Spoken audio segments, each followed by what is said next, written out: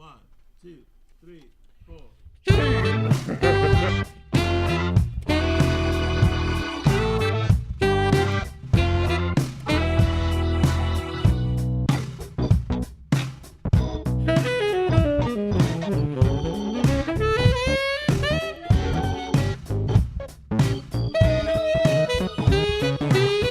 Howdy from Dallas, Texas, all the way up here in beautiful Brooklyn, New York. We are in the studios called Brooklyn Recording. And behind me, all around me, is a ton of vintage gear. I think I just saw the microphone that they used for Ellis Allen, maybe, King's Speech. Today, the goal of our recording is to knock out 4 to 6 songs and really hone in the foundation of the songs. If I can get my lyrics and singing, great. If not, we can do that back in Dallas.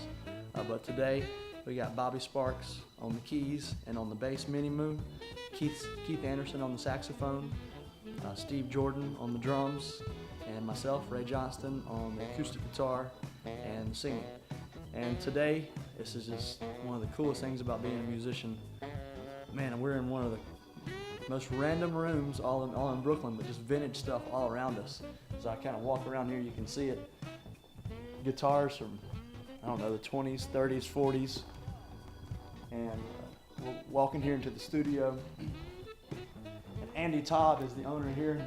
Luckily, they had a day open, so we were able to get in and get this session day done.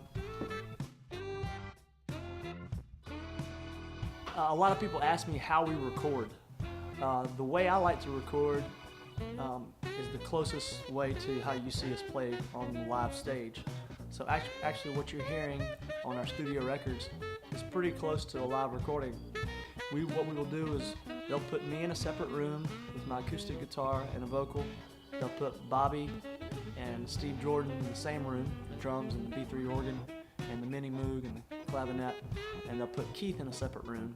But we'll all start at the same time. And usually what happens is we go over the form of this song real quick and then we play it. And then if it's a winner, we go back and listen to it and say, let's move on. More often times than not, we have a little adjusting after the first time, and usually we get it on the second take.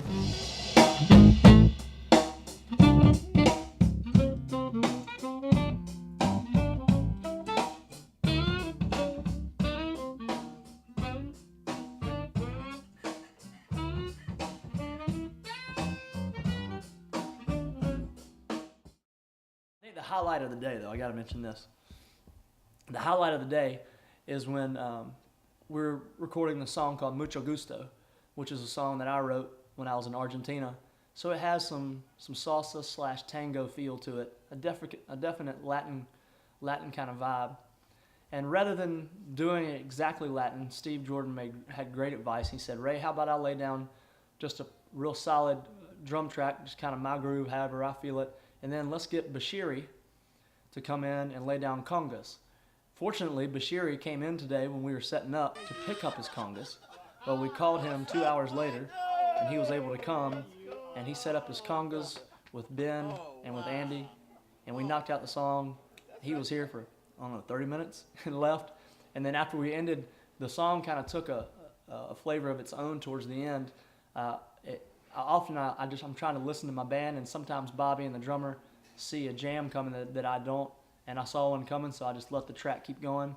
So they jammed for about 3-4 minutes, and kind of into kind of a new song, and then I call it hit it and quit it, like a James Brown deal. They did da da da da da da, and everybody hit it on the note, and then you can hear Steve Jordan in the background like, oh yeah, Bashiri. You can hear me say MVPB. You can hear Keith from his booth going, that was killing, and Bobby's laughing. That's when you know you got an awesome, awesome song.